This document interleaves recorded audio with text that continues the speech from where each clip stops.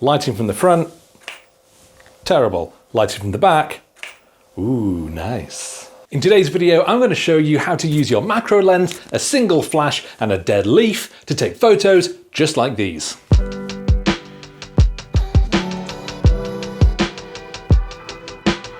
I absolutely love at-home photo projects like this. It's been a really busy week, the weather has not been playing ball, and to be quite honest, I didn't want to have to pack up all my kit and go outside and take photos. So instead, I've tried to be a little bit more creative at home. And this one's real fun, and it's also really easy. I've kind of done something similar in some earlier videos. Quite recently, I showed off a flash lighting trick where you backlight your subject using an off-camera flash to shine that light straight through. And I love the effect that it created, and that's pretty much what I'm going to try and replicate here. But I'd also done another video with a similarly dead, dried up old leaf. Now that one had decayed a little bit, it had gone quite skeletal, it looked really, really cool. And so it allowed me to kind of shoot in a different way. I wasn't backlighting the leaf in that shot, I was lighting it from overhead. So I want to try combining those two techniques, using this old dry leaf and backlighting it. It's dead simple, and it's definitely going to be one that any of you can try at home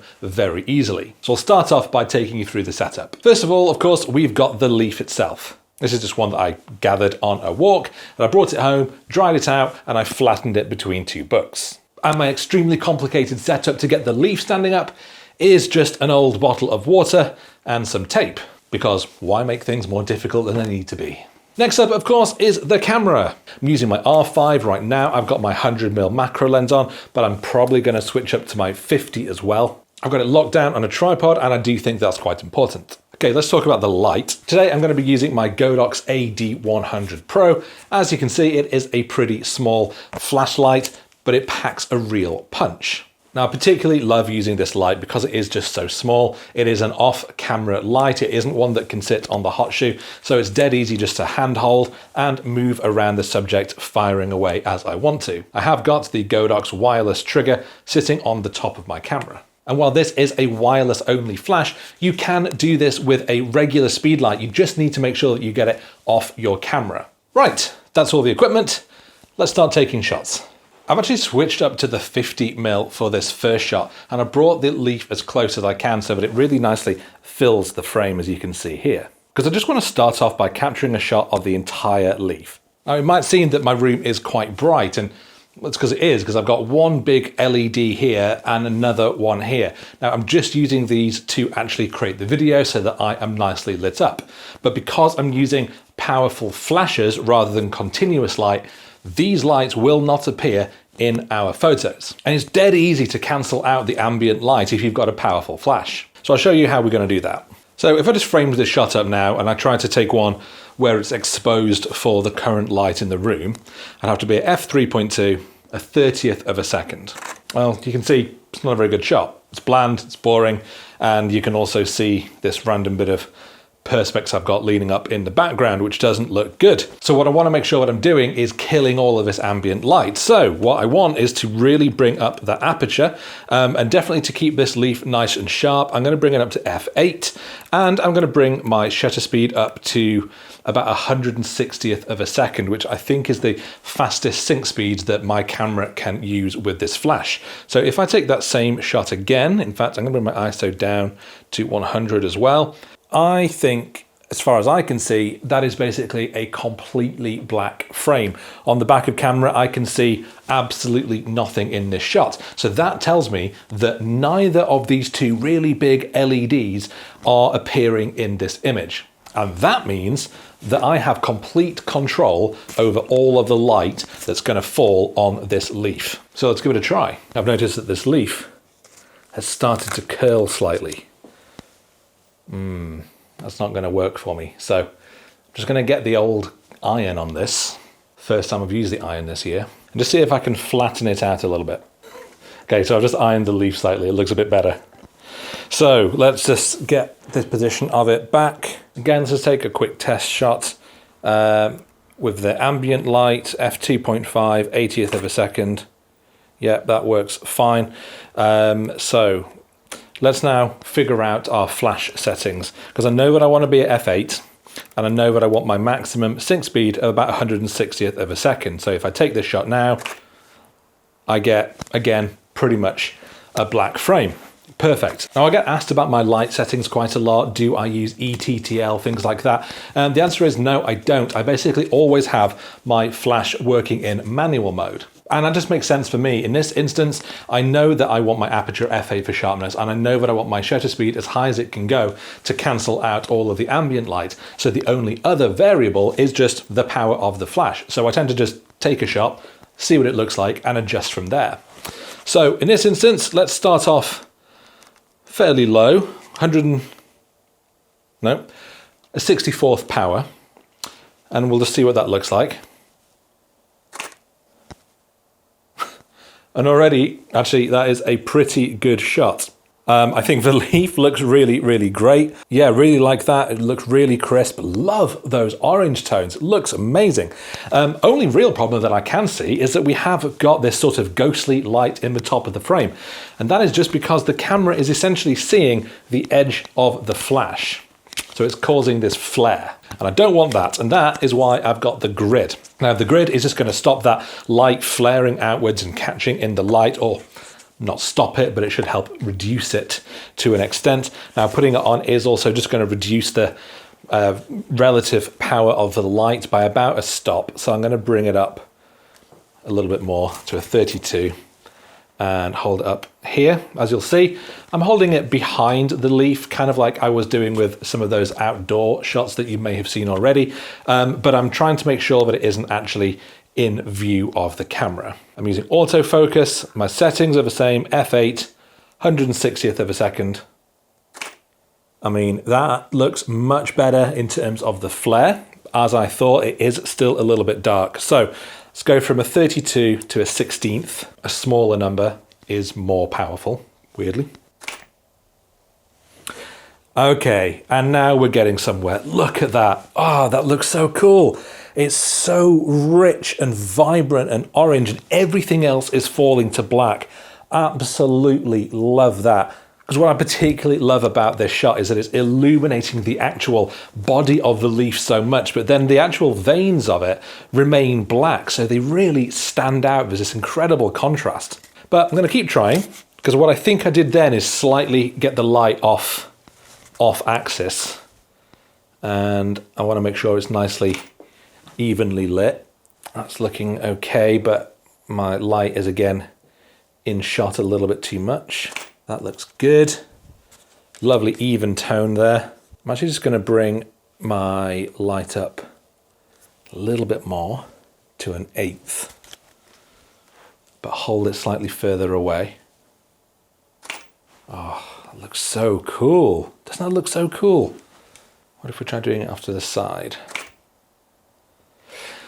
Really doesn't make much difference, actually, because really the camera isn't seeing the light here. All it's doing is illuminating the leaf, and that is what we're seeing. So it doesn't really matter if we're lighting it from this side or from this side or directly from behind.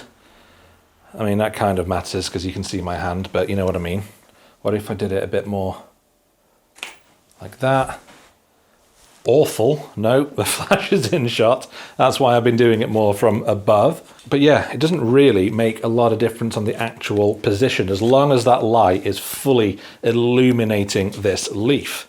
The flare might not be the biggest problem because all you could really do is just select that background and fill it with black. We're going for a completely black background anyway, so really, who cares? But when you're learning lighting, it's just good to learn techniques on how to control that lighting, because maybe you'll find yourself in a scenario where you are getting light flares coming in from your lights and you can't just Photoshop it out later. So it's important to know how to actually get rid of them when you're taking your photos. Get it right, learn the skills. Done. I mean, that is pretty much the shot that I wanted to get. I just love it. It's so cool, so vibrant. To be honest, this is the sort of image that by itself, it looks, I mean, I think pretty cool. But what I'd really want to do is get multiple different leaves, different varieties of leaves from different trees, and be able to like shoot them all in exactly the same way. So you've got a nice series of images. I can definitely imagine these being printed as a triptych with 3 different ones displayed nicely. somewhere up here perhaps. But now I've got the hero shot of the leaf by itself. And many of you will argue to me that this isn't a macro photo because it's on a 50mm and I'm about a foot away. So let's counter that, shall we? Take the 50 off, put the 100 macro on. And just to begin, I'm not going to change a thing. I'm just going to slightly adjust the position of the camera, and I'm just going to take the same shot again and just see what it looks like because I think it already looks pretty cool. I need to get even closer up, but I love how it's filling the frame with all of those amazing textures, all of those incredible fiery orange tones, and those lovely lines from the veins on the leaf. So let's move it in a bit closer, raise it up. And what I'm going to aim to do here is get the middle central vein going directly up through the center of my frame, and then the other one's kind of branching off like that. And that should be quite cool. But otherwise, again, my settings are not changing. F8, 160th, 1/8 power on my flash. Pop. And look at that. Pretty cool. Yeah, absolutely love that. Those textures are just stunning. And if you saw my previous video when I was out in the forest doing these backlit leaves, then I really hope you can see that this is the same technique. We've just brought it indoors and we're being a little bit more controlled over it. But it's a great technique. You can apply it to different things entirely. You can do it with plants, you can do it with leaves, you could do it with fabrics and materials. It's a great one to experiment with. But what I have noticed, whether it's because of the position of the leaf or something else, well, the middle of this leaf is nice and pin sharp, particularly going down to the left-hand corner. It really isn't. And I think maybe that is just because the leaf is a little bit off axis, and so part of it is a little bit closer than the rest. And I'm not actually sure I'm going to get it in one shot. So what I'm going to do, let's do another one with my hand in front of a lens, just so that I can see where this stack is going to begin and end in Lightroom. Okay, bottom right corner of the frame, top right corner of the frame, top left corner of the frame, bottom left corner of the frame, and middle of the frame. Hopefully those should all be basically the exact same shot, but with slightly different focal points. And that is going to allow me to blend those together and have an image which is pin sharp. Now that is basically the whole thing. Video done. If you've seen enough, then hey, off you go and experiment. Make sure you send me the results on Instagram with @BatteryHQ. But I am just going to play around a little bit more. I want to get a little bit closer up, for one thing, on the leaf, just to fill the frame even more with some of these details. And I'm basically using live view just to scour the leaf, trying to find some little bits of pattern and texture that I think might hold promise. Just this bit, see what it looks like. Basically at the closest focusing point for this macro lens. So let's give this a go. I mean, it looks really cool. Because now we're getting so close, we can see these individual cells within the leaf matter itself, which I think looks great. Can I get closer? Can I get even closer? Yes, but only a little bit. So what about going on the side? Got my camera angled, so I've got one of the lines going diagonally right through from the top corner to the bottom. Let's give it a go. Settings haven't changed, light position hasn't changed, but that looks pretty cool. I think this is going to be another one I'm going to have to focus stack though, because it's not looking especially sharp. So let's just do that. So again, keeping the light in the same place, tapping in the top corner, tapping in the bottom corner, tapping in the middle. Not macro at all. Back to the 100mm right off. Flash. So if you've never tried backlighting your subjects, this is why. Lighting from the front, terrible. light it from the back. Ooh, nice. Well, I probably messed about enough. This video is probably going to be a bit short and sweet, but I'll be honest, I've really enjoyed doing it. It's one of those things where I just absolutely love seeing something as mundane as just an old dead leaf that I picked up from in front of my house, firing a light at it and actually seeing what it looks like. I just find it absolutely incredible how things like this just transform. So if you've got a camera and you've got a flash, get that flash off camera and experiment to see what you can do, because if you're anything like me, then I think you will absolutely love the results. But that brings me to an end of today's video. I really hope you've enjoyed watching it. If you have, then please do dive into the comments and let me know. I would absolutely love to hear if you've got any plans to give this a go yourself. And as I said before, if you do give it a try, then do please share those results with me on Instagram. Thank you so much for watching. I will see you next time.